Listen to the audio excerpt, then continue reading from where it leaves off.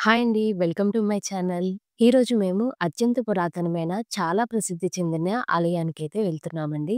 ముందుగా అందరికీ ఉగాది శుభాకాంక్షలు. సంగారెడ్డి జిల్లా జన్నారం మండలంలోని కొడకంచి అనే గ్రామంలో ఉన్న ఆదినారాయణ స్వామి టెంపుల్‌కైతే వచ్చాము. 1000 సంవత్సరాల క్రితమే ఈ ఆలయం నిర్మించబడింది. మేము వెళ్ళిన వెంటనే కోతులైతే దర్శనమిచ్చాయండి ముందు. ఈ ఆలయ ప్రాంగణంలోనే ఆంజనేయ స్వామి, బ్రహ్మసూత్రం కలిగిన శివలింగం, కోనేరు, కంచిలో ఉన్నట్టే బంగారు బెల్లి, వెండి బెల్లి ఇక్కడ ముఖ్యమైనవండి. గాలిగోపురం చూసారా? చాలా పురాతనమైనది. ఇప్పుడు లోపలికెళ్ళి ఒక్కొక్కటి చూద్దాము. ఆలయం అయితే ఒక గుట్ట మీద ఉంటుందండి. ఆలయానికి ఎడమ వైపున ఇలా కోనేరుంది. ముందుగా ఆలయ దర్శనం చేసుకుని తర్వాత ఇక్కడికొద్దాము.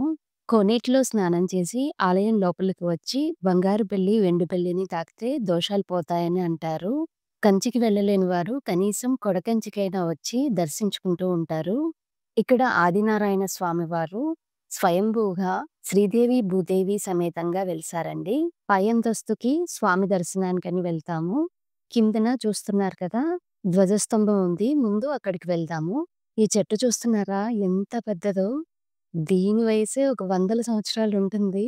అలాగే ఆంజనేయ స్వామి శివలింగం ఉన్న చోట కూడా చాలా పెద్ద చెట్టు ఉందండి. నేను చూపిస్తాను. వీడియో ఎండింగ్ వరకు చూడండి.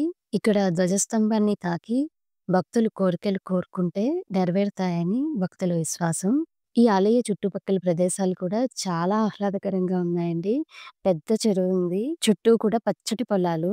చూడండి పై అంతస్తులో ధ్వజస్తంభం ఎలా కనిపిస్తుందో. దీని వెనకాలున్న స్తూపం కూడా ఎన్నో ఏళ్ల నుంచి ఉందంట.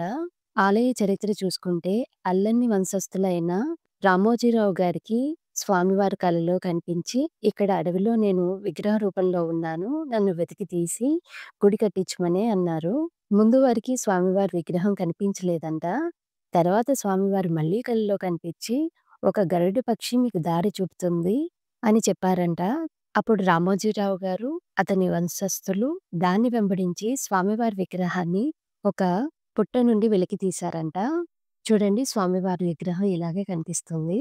విగ్రహం కనిపించిన తర్వాత అల్లానివార అన్నదమ్ములు మాకు కావాలంటే మాకు కావాలి స్వామి విగ్రహం అని కొట్లాడి ఒక నిర్ణయానికి వచ్చారు. మీ ఎద్దుల బండికి మా ఎద్దులు కడతాము. అది ఎక్కడ ఆగితే అక్కడ స్వామికి గుడి కట్టిస్తామన్నారు. అలా ఎడ్లు ఈ కొడకంచి ప్రాంతంలో ఆగితే ఇక్కడ ఆలయ నిర్మాణం చేశారు. కంచిలో ఉన్నట్టే బంగారు బెల్లి, వెండి బెల్లి ఇలా ఉంటాయి. భక్తులు వీటిని తాకి స్వామివారి దర్శనం చేసుకుంటూ ఉంటారు. ప్రధానమైన ఆలయాన్ని కదపకుండా ముందు మండపాన్నయితే దాతల సహాయంతో మళ్ళీ నిర్మించారండి. మేము వెళ్ళింది ఉగాది రోజు కాబట్టి కొంచెం భక్తులు ఎక్కువగానే వస్తున్నారు.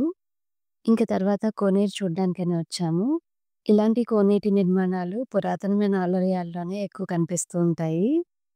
ఇక్కడ కోనేటి నీటిలో చేపలు, తాబేళ్లు కూడా ఉన్నాయండి. కనిపిస్తున్నాయా మీకు?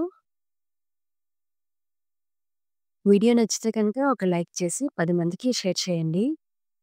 కోనేటి దగ్గర నుంచి ఆలయ నిర్మాణం అయితే ఇలా కనిపిస్తుంది. ఇంకా ఆలయ దర్శనం అయిపోయి బయటికొచ్చేసిన తర్వాత ఈ ఆలయానికి ఎదురుగుండా ఆంజనేయ స్వామి, బ్రహ్మసూత్రం కలిగిన శివలింగం ఉంటాయండి. అవి కూడా ఒక పెద్ద చెట్టు కింద ఉన్నాయి. శివుని ఎదురుగుండా నందీశ్వర విగ్రహం ఇది కూడా చాలా పెద్దగా ఉందండి. ఇంకా వీటికి వెనక వైపు రథమండపం ఉందండి. చాలా పురాతనమైన ఆలయం కదండీ! ఇంకా శిథిలావస్థలో ఉంది. ఇంతకీ ఈ కొడకంచి అనే గ్రామం హైదరాబాద్ పటాన్ చెరువు నుంచి 16 కిలోమీటర్ల దూరంలోనే ఉందండి. తప్పకుండా వచ్చి దర్శించుకోండి.